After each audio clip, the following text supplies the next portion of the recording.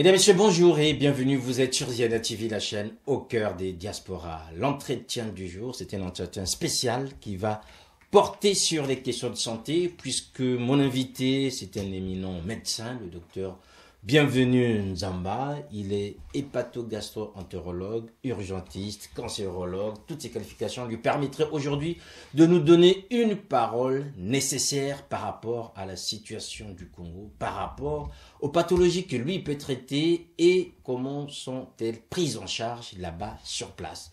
Docteur Bienvenu Nzamba, bonjour.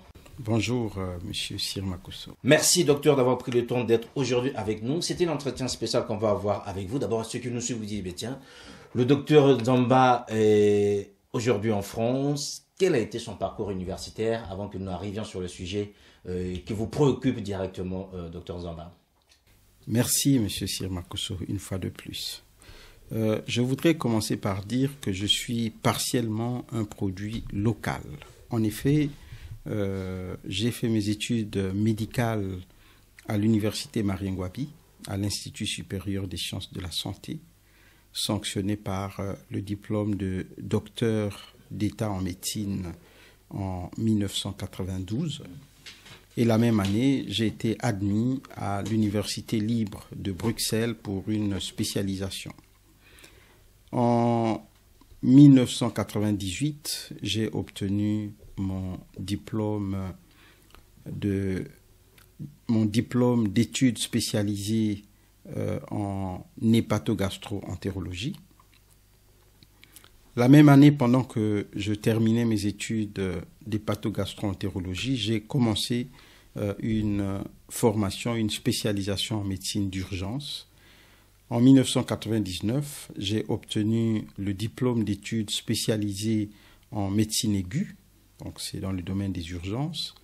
Et en 2002, j'ai obtenu le diplôme d'études spécialisées en médecine d'urgence. Donc au départ, c'était la médecine aiguë, puis la médecine d'urgence. J'ai donc 2 qualifications en médecine d'urgence.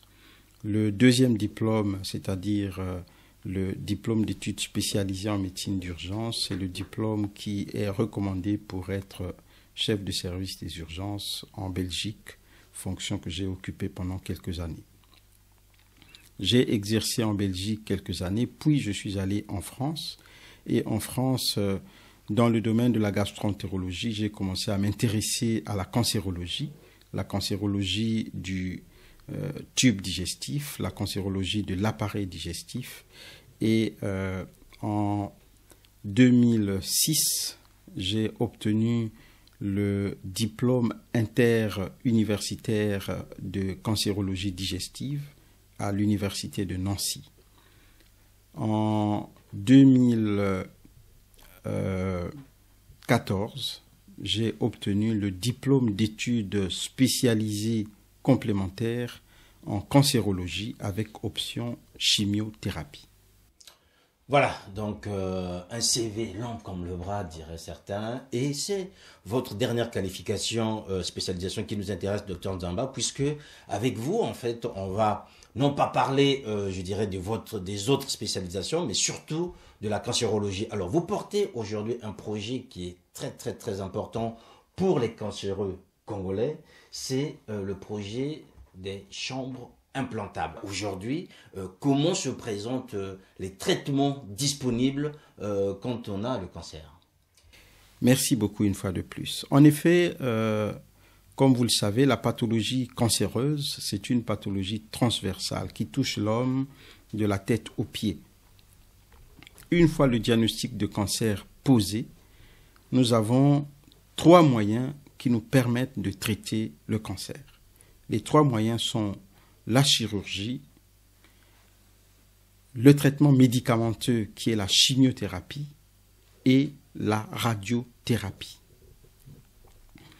La chirurgie, c'est un traitement qui est parmi les meilleurs, pour ne pas dire le meilleur, puisque c'est le seul traitement qui permet d'enlever la maladie, de réséquer la maladie.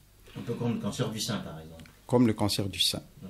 À condition, bien entendu, que cette chirurgie se fasse tôt, à condition donc que le diagnostic soit posé tôt. malheureusement chez nous, le diagnostic de cancer est souvent posé à un stade tardif parce que nous n'avons pas beaucoup de moyens diagnostiques d'une part, et d'autre part, les gens ne se présentent pas suffisamment tôt chez les médecins. Bref, le diagnostic étant posé généralement assez tardivement, la chimiothérapie est parmi les moyens les plus utilisés.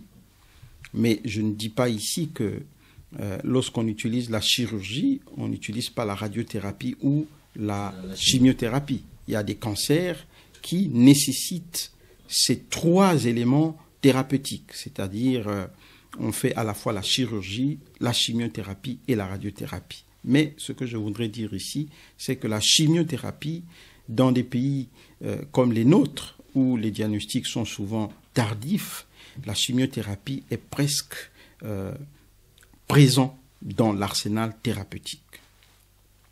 Cette chimiothérapie, et c'est le but donc de notre question, cette chimiothérapie s'administre dans des dispositifs ou dans un dispositif spécial appelé chambre implantable ou porte-à-4. Voilà, avant qu'on ne vienne concrètement par rapport à ces chambres implantables, docteur, ceux qui nous suivent dans ces expositions en disant, il y a encore quelques années, peut-être qu'on dirait que c'était un mythe, que le cancer c'était la maladie des Blancs, je veux dire. C'est-à-dire que les Noirs, notamment, mourraient d'autre chose que du cancer. Aujourd'hui, on a de plus en plus de cas de cancer. Oui. L'explication la plus importante, c'est la connaissance. En effet, beaucoup de gens mouraient de cancer, mais les gens ne le savaient pas. C'est parce que nous n'avions pas suffisamment d'outils diagnostiques, nous n'avions pas suffisamment de spécialistes qu'on pensait que le cancer était un mythe chez nous, que c'était la maladie des Blancs. Mais le cancer a toujours été présent en Afrique et au Congo. Et ce sont les moyens de découverte de la pathologie cancéreuse, ces moyens qui ont augmenté, qui font, quand je dis ces moyens, ça veut dire la connaissance et bien sûr les outils diagnostiques. Donc ces moyens ont pris de l'ampleur et on diagnostique à tout bout de champ des cancers. Les moyens humains sont là. Vous, par exemple, aujourd'hui, vous menez ce projet de chambre implantable au Congo. Alors, on va rentrer dans ce sujet, puisque vous nous dites qu'avec la chimio, parfois, les dégâts, la chimio seule, les dégâts peuvent être très importants. Qu'est-ce qui peut apporter dans ces traitements la chambre implantable? Vous pouvez nous la présenter. Est-ce que c'est une chambre dans laquelle on dort, ou bien c'est plus symbolique que ça, docteur? Alors, non, effectivement. La chambre implantable ou porte-à-4 ou site, tout ça sont des termes synonymes, c'est un dispositif qui permet l'administration de la chimiothérapie. C'est un dispositif, vous verrez dans les images, qui comprend un boîtier. Ce boîtier est relié à un tuyau qu'on appelle cathéter. Donc ce boîtier est implanté généralement au niveau pectoral, donc au-dessus du sein. Ce boîtier donc est relié à un cathéter, à un tuyau. Ce tuyau est tunnelisé, va dans un gros vaisseau de l'organisme. Ça peut être la veine jugulaire interne, ça peut être un autre vaisseau, un gros vaisseau. Et ce cathéter, donc ce tuyau, va dans ce gros vaisseau pour aller jusqu'à la jonction de la veine cave supérieure et de l'oreillette droite. Donc, on va larguer ce cathéter juste au-dessus du cœur. Pourquoi? Eh bien, c'est parce que l'administration de la chimiothérapie dans des veines périphériques, ça détruit les veines périphériques. La chimiothérapie, c'est un traitement qui est vénotoxique, qui détruit les veines périphériques. Et pour éviter cette destruction des veines périphériques, qu'on appelle le capital veineux, pour éviter donc la destruction du capital veineux, on fait recours à ce dispositif qu'on appelle donc chambre implantable. Donc, pour répondre à votre question, la chambre implantable, ce n'est pas une chambre dans laquelle on dort, mais c'est un boîtier que l'on loge au niveau pectoral, au niveau donc sur le sein, pour administrer la chimiothérapie et éviter les complications de la chimiothérapie administrée dans des veines périphériques. Nous allons en parler, c'est très important. Voilà, nous allons en parler, très important, me dit le docteur Bienvenu Nzamba. Mesdames, messieurs, vous êtes donc sur Ziana TV, bien sûr. C'était un entretien spécial avec le docteur Nzamba. Nous abordons des questions liées au cancer, notamment l'un des aspects en fait du traitement aujourd'hui. Le projet qu'il porte, le docteur Nzamba, c'est la chambre implantable. Alors, docteur Nzamba, une fois qu'on a ce dispositif, comment ça se passe? Est-ce qu'aujourd'hui, vous pouvez nous donner le coût-bénéfice pour un patient d'opter plus dans un traitement contre le cancer par rapport à cette chambre implantable que, je dirais, d'autres modes de traitement employés? Voilà, que d'autres modes d'administration. Ouais. Voilà, je vais commencer d'abord par dire que l'administration de la chimiothérapie dans des chambres implantables se passe dans ces pays depuis plusieurs décennies. Je suis arrivé en Belgique, je suis allé en Belgique me spécialiser en 1992. Quand je suis arrivé en Belgique en 1992, j'ai découvert ces chambres implantables qui existaient déjà et là-bas, la chimiothérapie ne se faisait plus dans des veines périphériques depuis plusieurs années. Donc, ça veut dire qu'il y avait déjà une génération de cancérologues belges qui n'avaient pas connu l'administration de la chimiothérapie dans des veines périphériques.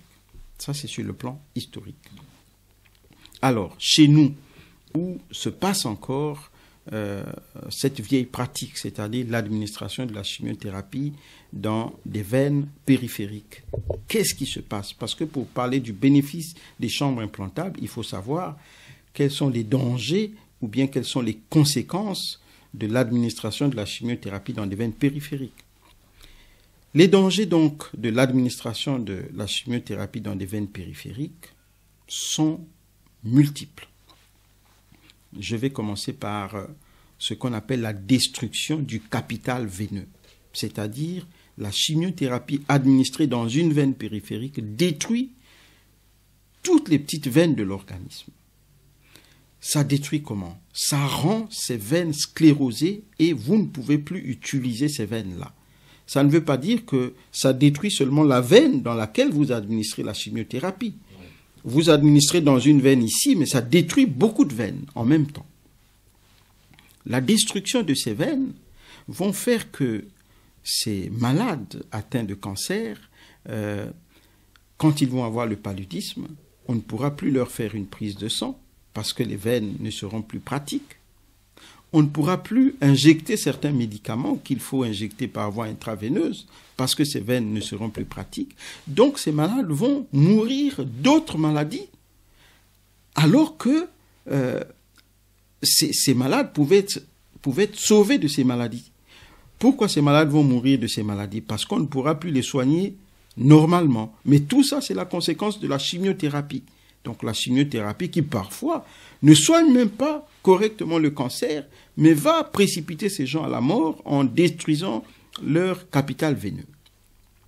À côté de ça, de la destruction du capital veineux, vous avez ce qu'on appelle les extravasations. C'est quoi les extravasations? C'est lorsqu'un produit sort de la veine, c'est-à-dire vous avez un cathéter qui est dans une veine, il peut arriver qu'en bougeant ou bien qu'il se passe quelque chose, le produit va diffuser, va sortir de la veine et aller tout autour de la veine. Eh bien, c'est dangereux parce que cette extravasation va faire que la chimiothérapie, qui est un produit toxique, très toxique, va détruire tout au passage. En détruisant tout au passage, ça peut détruire les vaisseaux, les nerfs, les tendons. Et nous avons vu des patients être amputés, c'est-à-dire on ampute tout à fait un membre parce que simplement il y a eu la chimiothérapie qui est passée par là et le produit a diffusé. le produit est sorti de la veine. Alors, quand il y a destruction de ce capital veineux, parfois, on ne peut plus avoir comme on ne peut plus avoir toutes les petites veines de l'organisme, eh bien, il arrive qu'on cherche un gros vaisseau au niveau du cou, qu'on appelle la jugulaire externe, parce que les gens ne sont pas formés, ne sont pas outillés pour aller prendre la jugulaire interne. On prend donc la jugulaire externe, et s'il y a extravasation au niveau de ce gros vaisseau, eh bien, le produit va diffuser dans cette zone-là. Donc nous avons vu des gens mourir aussi de ce qu'on appelle une médiastinite, c'est-à-dire quand le produit diffuse, ça va dans le médiastin. Le médiastin plutôt, c'est l'espace dans lequel est le cœur. Eh ben, c'est un espace virtuel, un espace stérile. Les microbes ne sont pas dans cet espace-là. Donc, quand la chimiothérapie diffuse, donc ça détruit tout au passage, ça va au niveau du médiastin provoquer une médiastinite, une inflammation du médiastin qui est une conséquence extrêmement grave. Eh bien, toutes les personnes que j'ai connues avoir fait des médiastinites en sont décédées. Voilà, donc là, je venais de donner les conséquences de la chimiothérapie ou les effets secondaires de la chimiothérapie administrée dans des veines périphériques. Pour éviter cela, il y a donc la chambre implantable. Quel est le coût des chambres implantables? Alors, il faut avoir le kit, donc le dispositif qu'on appelle chambre implantable. Ce dispositif qui contient le cathéter, qui contient la chambre implantable et qui contient tout ce qu'il faut pour piquer, pour ponctionner une veine, un gros vaisseau, une grosse veine, une veine centrale qu'on appelle une voie centrale. Ce dispositif coûte de 80 à 150 euros. Parce qu'il y a plusieurs qualités. Vous avez des dispositifs qui sont en titane, vous avez des dispositifs... Mais donc, n'utilisons pas aussi des dispositifs qui coûtent moins cher parce que très rapidement, ça va s'abîmer. Parce que c'est un dispositif, la membrane qui couvre ce boîtier, c'est une membrane qui est faite plutôt pour recevoir un nombre d'injections donné. Ce nombre d'injections est proportionnel à la qualité de cette membrane. Donc, si vous prenez une chambre implantable qui est bas de gamme, eh bien, vous n'aurez pas une bonne membrane et finalement, vous n'allez pas faire beaucoup d'injections. La chambre implantable sera foutue.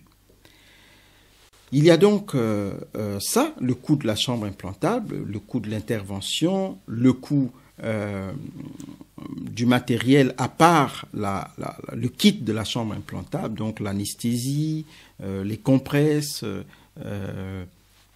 la boîte chirurgicale. Voilà un peu ce que coûte globalement la pose d'une chambre implantable. Une fois cette chambre implantable posée, on peut avoir des complications.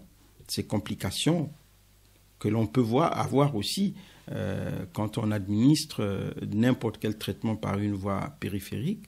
Parmi ces complications, nous avons l'obstruction de la chambre implantable. Donc la chambre implantable peut se voir obstruée soit par des germes si elle n'est pas bien entretenue, soit par du sang qui coagule si elle n'est pas bien entretenue, bien sûr, et on peut déboucher.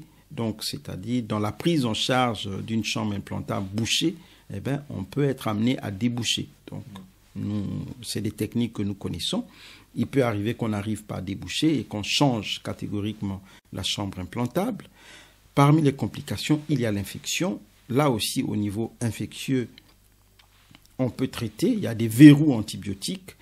Si on n'arrive pas à traiter, on enlève la chambre implantable et on remplace par quelque chose d'autre. Mais ce que je voudrais dire ici, c'est qu'une chambre implantable, lorsqu'elle est posée, une bonne chambre implantable, qui est correctement prise en charge, eh bien, elle est posée pour la vie. Donc, le patient garde cette chambre implantable pendant toute sa vie. tout le traitement est administré là-dedans et il n'y aura pas que la chimiothérapie. Si vous voulez transfuser votre patient, vous utilisez votre chambre implantable. Si vous voulez administrer d'autres médicaments, vous utilisez votre chambre implantable. Et c'est ça l'information qui est très importante, docteur, c'est qu'une fois que cette chambre est implantée, elle peut servir en fait à l'administration d'autres traitements. Tout à fait. Voilà, mesdames, messieurs, vous avez bien compris, nous sommes bien sûr sur Ziana TV avec le docteur Victor Bienvenu Nzamba. Nous parlions des chambres implantables. Alors, pour le malade congolais, docteur, quel est votre intérêt aujourd'hui à vouloir vulgariser en fait ce mode d'administration dans le traitement du cancer? Alors, l'intérêt est double. Double parce que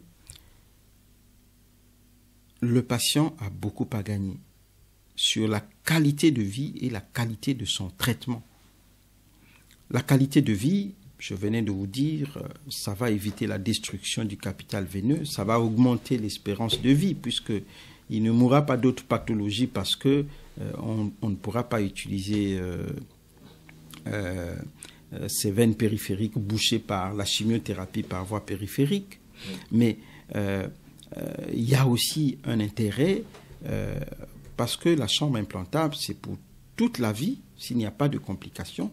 Donc, le patient aura une qualité de vie beaucoup supérieure et tous les traitements pourront être administrés facilement, même les médicaments qui sont difficiles à administrer parce qu'il n'y a pas que la chimiothérapie qui est vénotoxique. Il y a aussi d'autres médicaments comme la cordarone, qui est un antiarythmique, qui fait mal aussi au niveau des veines. Donc, il y a beaucoup de médicaments. Donc, avec votre chambre implantable, c'est vraiment une qualité de vie qui augmente. Et mon intérêt, c'est de faire vraiment de la pose des chambres implantables une cause nationale.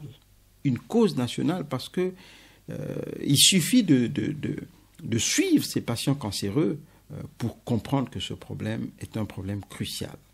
Et ce combat que je mène depuis 2012, parce que ce n'est pas un combat d'aujourd'hui, c'est depuis 2012 que j'ai commencé à mener ce combat pour le Congo, la pose des chambres implantables pour le Congo. Je signale que mon confrère, le docteur Kouambon, qui actuellement a la chaire de cancérologie, quand il est passé chef de service en cancérologie, il m'a fait un courrier pour dire docteur Nzamba, je voudrais que tous nos patients bénéficient des chambres implantables pour l'administration de la chimiothérapie. Évidemment, vous voyez bien que beaucoup de gens me rejoignent dans ce combat. Il manque des moyens et j'ai commencé ici à en parler au niveau du public, que le Congolais comprenne ce que c'est que la chambre implantable. Et le prochain combat, ça sera au niveau du Parlement. Je vais prochainement crier au Parlement et demander que la pose de la chambre implantable soit une cause nationale.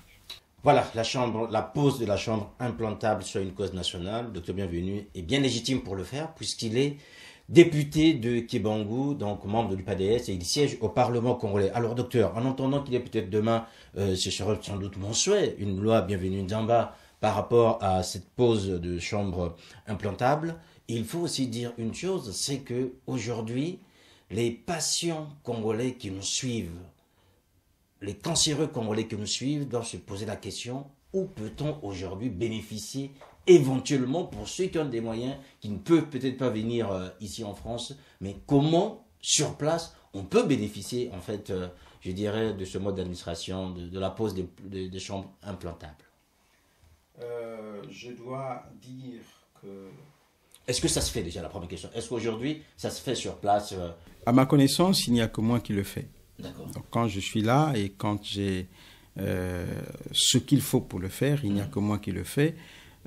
Pendant plusieurs années, j'ai essayé dans la possibilité de mes moyens d'acheter des kits de chambres implantables, donc ce qu'il faut, et j'en ai posé gratuitement. jusqu'au moment où je me suis dit, ben, je pense qu'il faudrait que les patients participent dans ça. Mais vous savez bien que ces patients cancéreux, c'est des patients qui déjà n'ont pas suffisamment de moyens pour la plupart, parce qu'ils ne travaillent plus correctement. Et je veux vraiment que l'État participe dans ces opérations-là, dans la pose des chambres implantables. Voilà. Donc, pour répondre à cette question, où bénéficier de la pose de la chambre implantable, je l'ai posé au CHU. Je vais encore, dans quelques jours, je voyage, disons dans quelques jours, entre le 25 de ce mois et le 3 juin, je vais opérer quelques patients au CHU. J'ai quelques Est-ce que c'est des patients qui sont déjà identifiés aujourd'hui, docteur? On n'a pas encore commencé à les identifier, mais ils sont nombreux. C'est-à-dire, voilà, ils sont nombreux. Quand on m'appelle... Comment se fait la sélection? Certains doivent se poser la question. Je pense qu'il y a beaucoup de Congolais locaux et ceux d'ailleurs qui nous suivent. Comment se fait cette sélection? Puisque pour l'instant, vous opérez avec vos propres moyens. C'est vous qui ramenez vos kits, c'est vous qui les mettez à disposition. Ça signifie qu'il n'y en a pas pour tout le monde, alors que le nombre quand même de patients est assez important. Et comment on fait? Alors la sélection, généralement, ce sont mes confrères qui sont à Brazzaville, qui me disent, mais écoute, on a un patient à qui on ne peut plus piquer. On ne peut plus faire le de chimiothérapie parce que on cherche partout, il n'y a plus de veine, il n'y a plus rien. Alors là, évidemment, il n'y a que la chambre implantable. Si je suis là, et si j'ai ce qu'il faut, je pose la chambre implantable. Mais on ne devrait pas arriver à ce stade-là avant de poser une chambre implantable. On devait le faire avant. C'est pour cela vraiment qu'il faut que... c'est vraiment un cri d'alarme. Je demande à tous ceux qui peuvent faire quelque chose pour qu'ensemble, qu'on regroupe nos moyens et qu'on aide les patients cancéreux.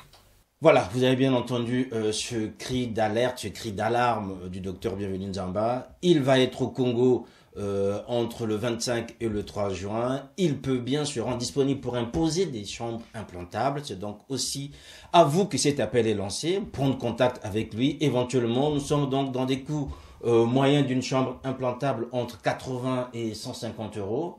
Et donc, voilà, ça c'est le prix du kit, ça c'est du kit en lui-même, voilà, du kit en lui-même.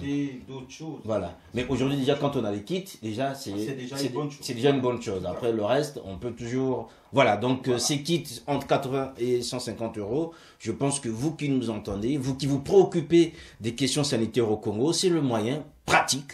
Donc, de saisir la balle au bon afin de pouvoir accompagner ce projet. Docteur Nzamba, certains vont vous dire, mais écoutez, le docteur, il n'y a pas que des patients du côté de Brazzaville. Si vous allez à Mabombo, il y a sans doute des cancéreux. Si vous remontez du côté de Makotipoko, là-bas, il y a aussi des cancéreux. Est-ce qu'aujourd'hui, vous avez aussi un projet de formation? Parce que vous ne pouvez pas faire des allers-retours entre la France et le Congo. Et en même temps, vous avez aussi un travail de parlementaire. Donc, vous avez votre circonscription de Kibangu aussi à visiter, à faire votre travail de parlementaire. Est-ce que vous avez un projet de formation des professionnels de santé sur place, notamment pour implanter, je dirais, pour poser ces chambres implantables?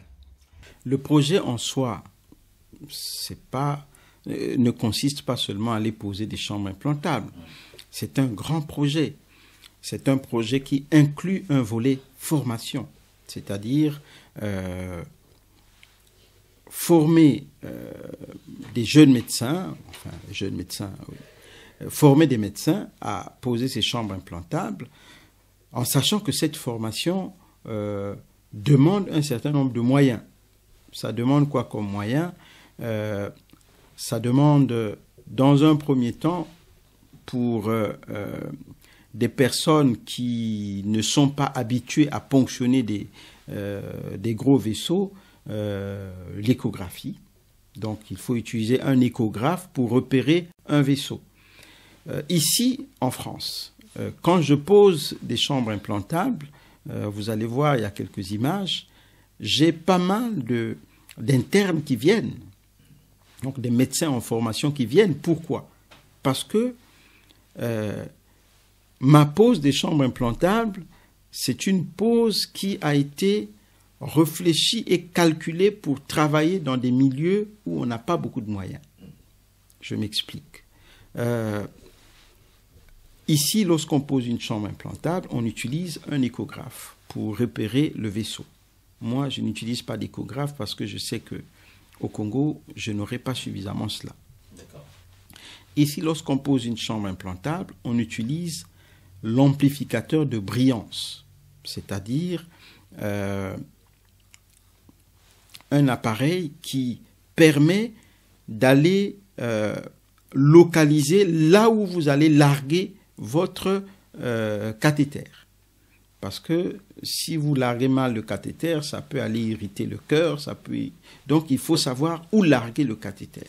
Mais je me suis formé de sorte que l'endroit du largage du cathéter soit calculé par certains moyens, c'est-à-dire par des mensurations. Et quand je pose une chambre implantable, lorsqu'on fait la radio, ça tombe toujours juste, c'est-à-dire là où on devrait larguer le cathéter, ça tombe comme si vraiment j'avais utilisé l'amplificateur. Donc il y a beaucoup de jeunes médecins en formation, donc des jeunes chirurgiens en formation, qui viennent voir comment je pose des chambres implantables parce qu'ils se disent, mais nous aussi le jour qu'on n'aura pas d'ampli, nous aussi le jour qu'on n'aura pas d'écho, on aimerait bien faire comme le docteur Nzamba. Donc la formation, effectivement, dans un premier temps, il faudrait qu'on ait beaucoup de moyens parce que si on n'a pas tous ces éléments-là, c'est pas facile de former tout le monde, surtout à distance. À côté de ça, à côté donc de ce que je venais de dire, l'amplificateur de brillance, ça ne veut pas dire qu'il n'y en a pas au Congo, il y en a, mais c'est très rare.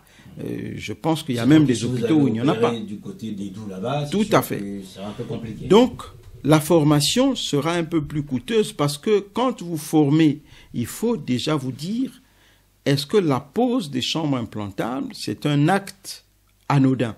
Non. Vous pouvez causer des complications. Vous pouvez, en piquant dans un gros vaisseau, provoquer ce qu'on appelle un pneumothorax. Comme vous savez que c'est une complication qui existe, dans cette formation, il faut former des gens à prendre en charge un pneumothorax. D'accord. Et donc, ça, c'est des choses, évidemment, bon, dans ma qualité d'urgentiste réanimateur, j'ai appris à faire. Je sais comment drainer un pneumothorax. Mais donc, la formation de ces médecins-là va inclure ces volets. Donc, il ne faudrait pas qu'on voit seulement la formation de la pose d'une chambre implantable. Non, c'est aussi la formation de la prise en charge des complications. Donc, dans ce projet, il y a tout ça. Quand on aura des moyens pour démarrer convenablement ce projet, c'est-à-dire le volet formation, eh ben, nous allons prendre en charge les médecins, tout ça, de sorte que des médecins qui viendront de partout apprennent à le faire et ben, qu'ils aillent le faire un peu partout. Est-ce que, docteur, on a besoin d'un milieu, je dirais, stérile, tel qu'on peut l'avoir ici pour faire? Parce que souvent, dans nos hôpitaux à l'intérieur du pays, on n'aura pas un bloc clean, si vous me permettez l'expression. Donc, est-ce que, tel que vous l'avez dit, avec les moyens pratiques, anesthésie locale ou générale, on peut le faire? Tout à fait. Une chambre implantable se pose soit au bloc opératoire, soit en salle de réveil. Ça veut dire que on n'a pas besoin d'avoir une salle hautement stérile, comme pour des grandes opérations, mais une salle propre, comme une salle de réveil ou une salle du bloc. Et moi, à Brazzaville, je pose des chambres implantables dans un local qui m'a été aménagé en cancérologie, au service de cancérologie du professeur Ngombe et actuellement du professeur Kwambon. C'est là-bas, j'ai un local là-bas qui est propre, tout à fait aménagé, et c'est là que je pose des chambres implantables. Mais je peux les poser n'importe où. Voilà, depuis que vous avez commencé, je dirais, ce projet, docteur, quel est le bilan aujourd'hui? Vous allez en poser combien? Comment ça se passe? Les patients, vous les revoyez? Qu'est-ce que ça donne aujourd'hui? Je n'ai pas le nombre exact, parce que j'en ai tellement posé. Le bilan, il y a eu quelques chambres bouchées, j'ai débouché certaines. Il n'y a aucune complication mettant en vie mettant en danger la vie des patients. Donc, et je n'ai jamais, depuis que j'ai commencé, manqué une chambre implantable. Donc, tous ceux qui sont au service de cancérologie au Congo et à Pointe-Noire aussi, parce que j'en ai posé à Pointe-Noire aussi, savent que bon, ça arrivera. On ne peut pas dire qu'on réussit à tous les coups, mais en tout cas, jusqu'à aujourd'hui, je réussis tous mes coups sur la pose des chambres implantables. Voilà, mesdames, messieurs, vous l'avez bien entendu, vous êtes donc sur Ziana TV, bien sûr, un entretien spécial avec le docteur Victor Bienvenu Damba. Nous abordons ces questions de cancérologie et surtout une manière d'administrer la chimiothérapie par les chambres implantables. Et c'est un projet qu'il porte depuis 2012 pour le Congo. Aujourd'hui, il est nécessaire de pouvoir le vulgariser puisque les patients congolais ont encore du mal à se faire traiter dans de meilleures conditions. Docteur, comment vous expliquez qu'aujourd'hui, par rapport, je dirais, à cette expansion du cancer au Congo, par rapport aux conséquences que vous avez citées tout à l'heure, notamment le mode d'administration, que vous soyez encore, depuis 2012 à aujourd'hui, le seul, en fait, à faire ces allers-retours le Congo pour ces chambres implantables. Est-ce que l'administration de la santé au Congo a essayé de mettre aussi en place, ou à vos côtés, je dirais, une équipe, un dispositif pour vous accompagner dans ce projet ? Non, pas encore, mais je pense que je n'ai pas suffisamment crié ou, bon, les oreilles ne sont pas tellement ouvertes pour m'écouter. Mais une chose est vraie, tout ça, ça fait partie des raisons qui m'ont poussé à aller solliciter le suffrage des Congolais pour siéger au Parlement. Je pense que après ces petits cris, lorsque je vais en parler et demander l'attention de tout le monde au Parlement, les choses vont bouger.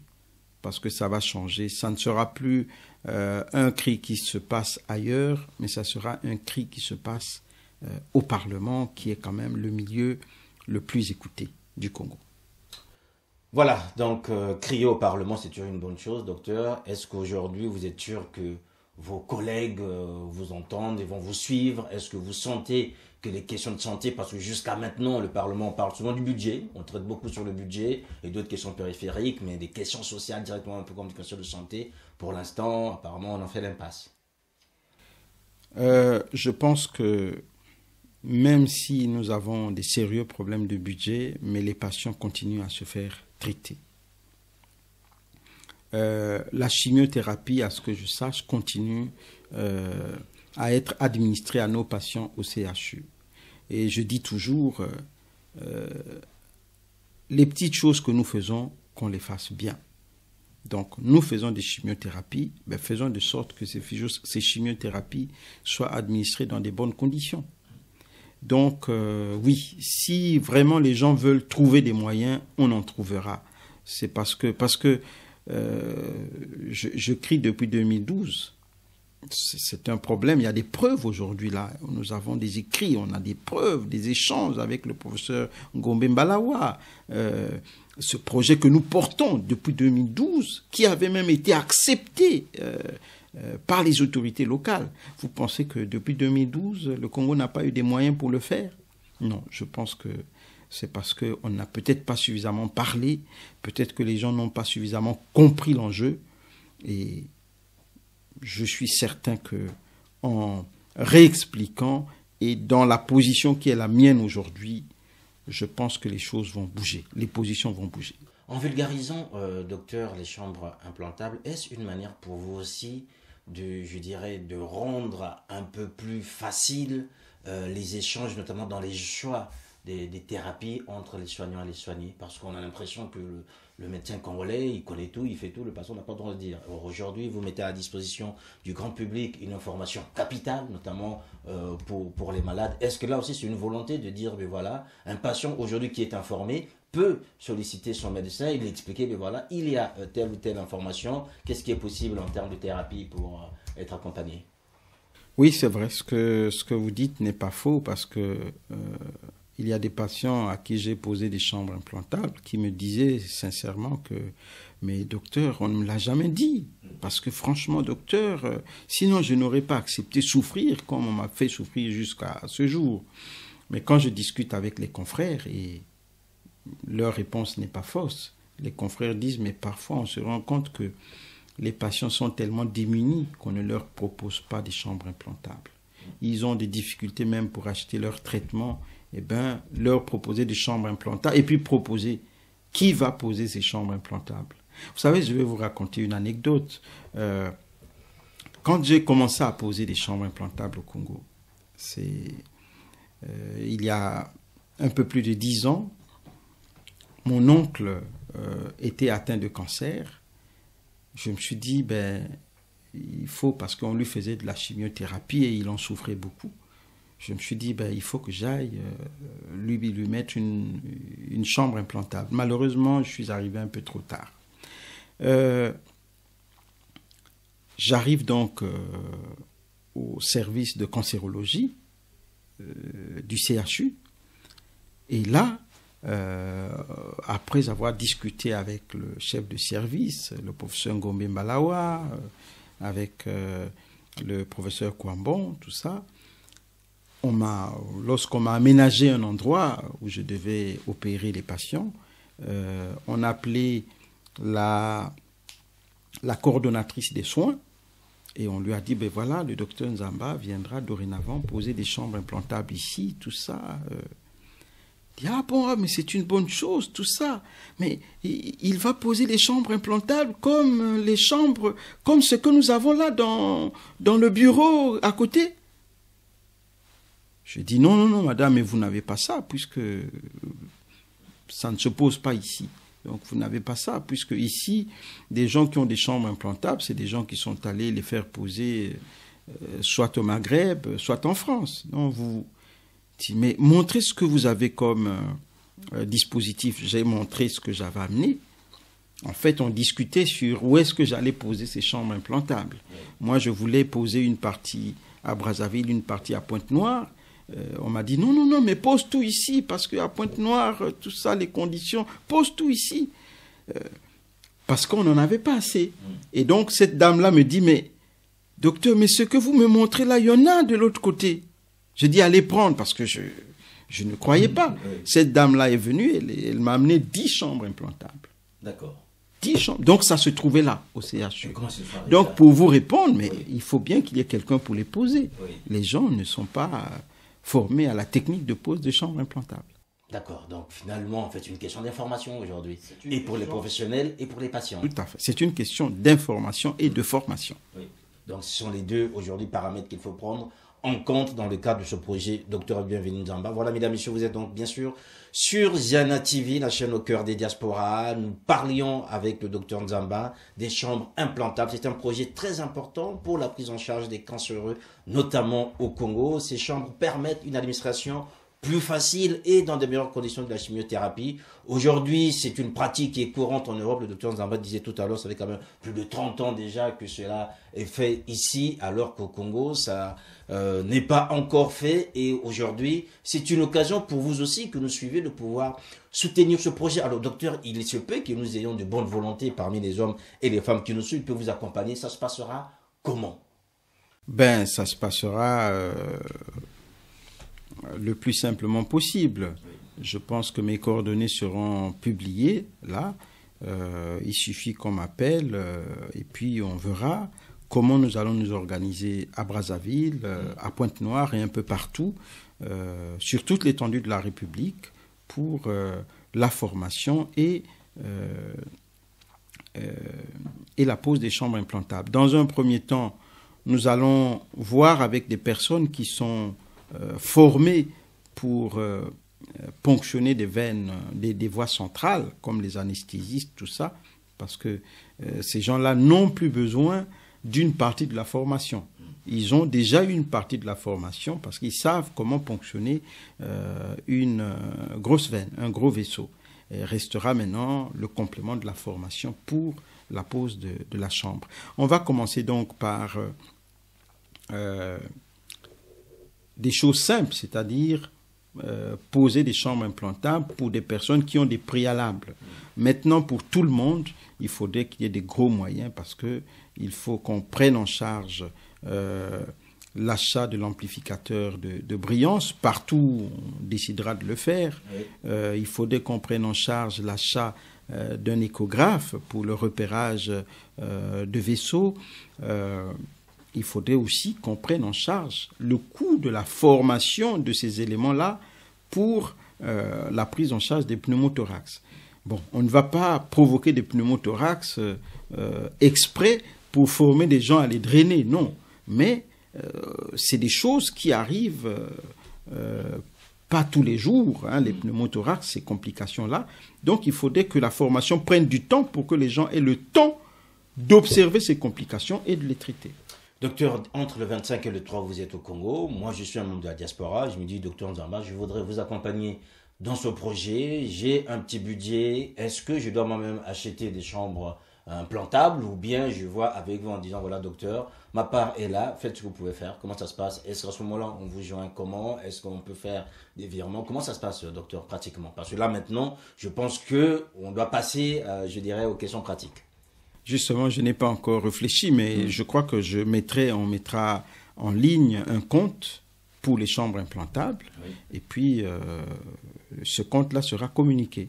C'est une bonne idée que vous me donnez. Pour l'instant, ça n'existe pas, mais je crois que c'est une bonne idée. Mais ça n'empêche pas ceux qui nous écoutent, qui veulent vous accompagner, que vous appelez pour vous dire, voilà, docteur, en partant, j'ai ma contribution est celle-là pour les chambres implantables. Effectivement, m'appeler au 06 84 10 52 20 et bien sûr ça sera toute participation sera la bienvenue.